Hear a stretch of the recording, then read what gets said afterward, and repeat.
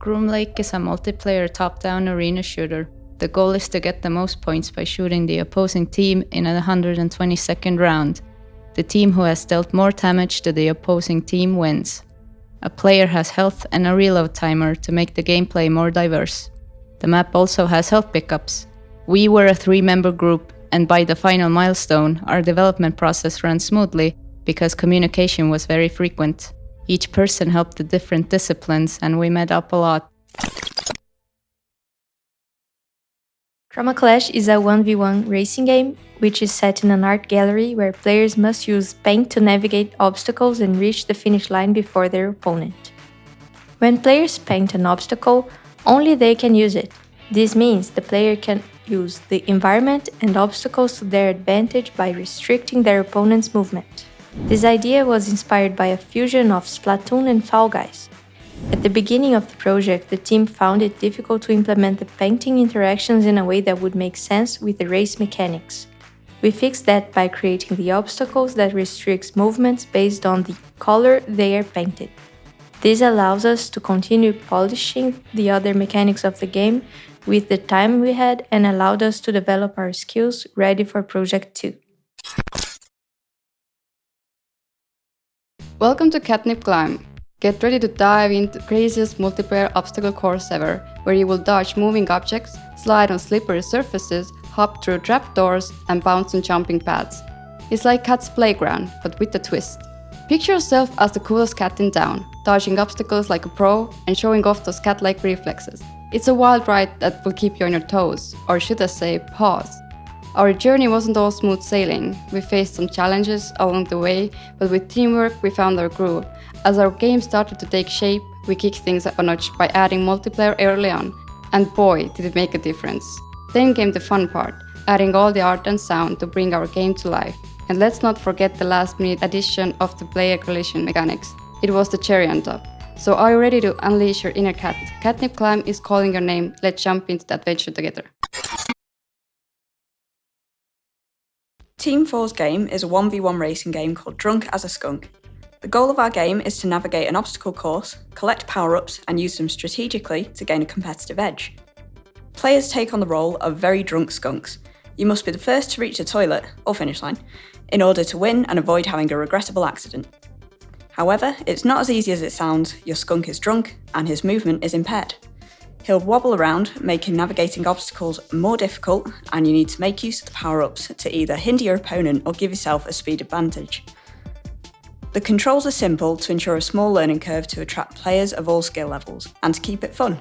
Drunk as a Skunk is inspired by Fall Guys' obstacle courses, Human Fall Flat's wobbly movement, and Animal Party's art style. Working on Drunk as a Skunk allowed the team to experiment with new techniques, new technologies, which in turn afforded us the chance to figure out our personal strengths so we can better apply ourselves in Project 2. Our game is called Shatterfight. It's a third-person multiplayer party game where you play as a ghost, who is stuck in a haunted mansion in a so-called never-ending purgatory. You are a servant to a wizard who has put a terrible spell on the mansion. One day, the wizard decided to go run some errands, and while he's gone, the ghost decided to rebel and break this terrible spell. To escape, you must destroy the most objects around the mansion with a hammer, for which you will receive points. The player with the most points at the end will be the winner and gets to escape that mansion. Developing the game was a lot of fun. Scary and uncertain at times, but an exciting experience nonetheless.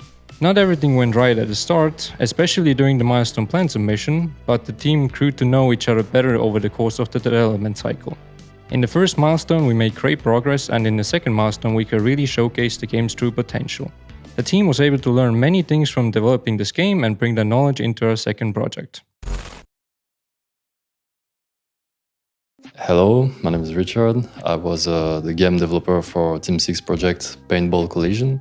This project was mainly first-person shooter arena. We made it multiplayer in order to make it more enjoyable for all the players, because it would be easier for us to make it multiplayer instead of single player with AI. So for our first project, this was kind of a good challenge to start and do video games with Unreal. We had some setbacks and some good success with this first project, and we also had a lot of fun and a lot of fun time to develop this video game. And in overall, we're currently happy with the result that it had, and we're pretty much satisfied with our project. Toy Dash is a multiplayer race game where the goal is to reach the end of an obstacle course before everyone else, while of course avoiding obstacles. We went with the plasticky toy art style and comedic tone that would make it suitable for all audiences, but mainly it was all our artist was capable of at the time. So we stuck with it, and it worked. It started off as a party game with minigames, but that turned out to be too much to handle in the short period of time we were given. Working on this game was definitely eye-opening in many ways. For some on our team, it was the first experience with code environment. A little nervous, but the end result worked out. Others described it as challenging, educational, and fun. Definitely had its stressful moments during development. It's always at the last moment where the biggest problems appear. But despite all that, we got it done. We focused on what we needed most and cut out what we did not. My name's Kenneth. I was the lead designer for Teammates' game, Super Sprint Show. Super Sprint Show is a game about making it to the end of the level as fast as you can, very simple. It is inspired by Wipeout, inspired by Fall Guys. It is also inspired by an Xbox 360 game called Doritos Crash Course. And I'd say the difficulties of working on the game was mostly an experience and also just difficulties in communication, as we had to do everything remote, be it meetings, be it just talking through with the team about any issues, any mechanics, any postponings from being sick. And I'd say the positives were we were very hungry, we really wanted to learn more, and we were very adaptable in total. I'd say it was a great experience. I really enjoyed it. Wolf Wars is a competitive multiplayer game where 2 or more players compete in a 3D environment to find and collect puppies within a specific time limit. Players navigate through a vibrant color field with traps, power-ups, and interactive elements to gain an advantage over their opponents. The primary objective of our game is to collect the most puppies within the given time frame, while utilizing various items, power-ups, and strategies to delay opponent progress and increase their own. The experience of creating the game was like a roller coaster. At the beginning, stressing because we didn't know how to do a lot of things, but along the way and after some research, we figured it out. As video games lovers, we put a lot of passion and love into the development of the game, and I think it shows. We gained a lot of experience as well, and that's the most important thing. Hello, my name is Patricio Miranda. I am game designer student, and this is our game Ghost Out. Ghost Out is a cooperative multiplayer game where players must find and extract some haunted objects from dark and spooky houses. You must collaborate with your teammates, lighting up the place and taking out all the objects before the limit time. The experience of developing the game was quite interesting.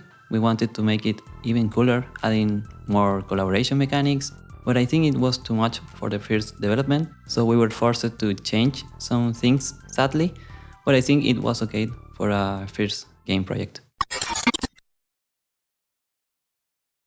Wizards in the Dungeon is a medieval magical first-person shooter game in the dark labyrinths and arenas inside the dungeon in 1 versus 1 battle.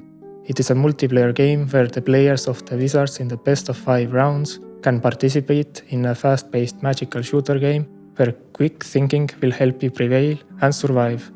Players must always be mindful of their location, as the movement can be seen and heard from the other side of the dark corridors. Strategize your actions, keep your eyes open and ears on the floor, for one does not mingle in the darkness. The most crucial aspects on designing the game was to get the different abilities to work as intended and give player freedom to either attack or defend.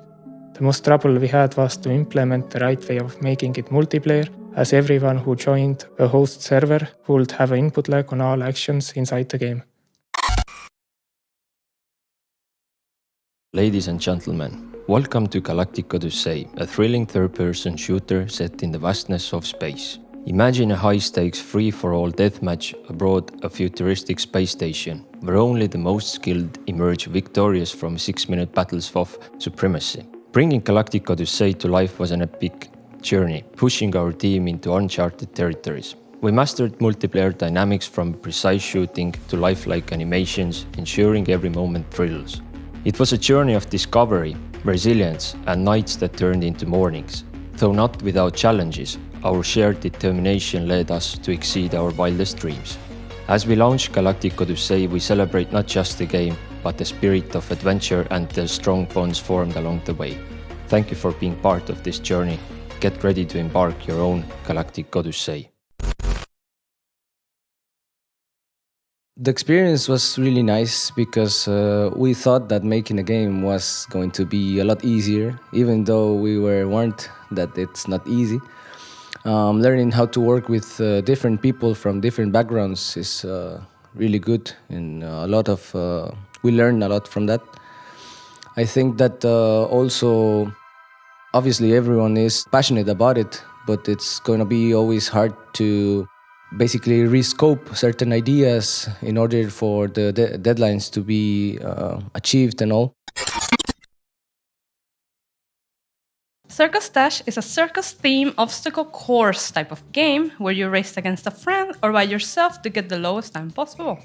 As an artist, my experience came down to imagining the different obstacle mechanics as props used in a circus or carnivals, which is a fun experience to try and reimagine how things would look like in a different setting, then model and implement this object. In the end, it is very satisfying to see how it all comes together and experience the 3D objects made by yourself.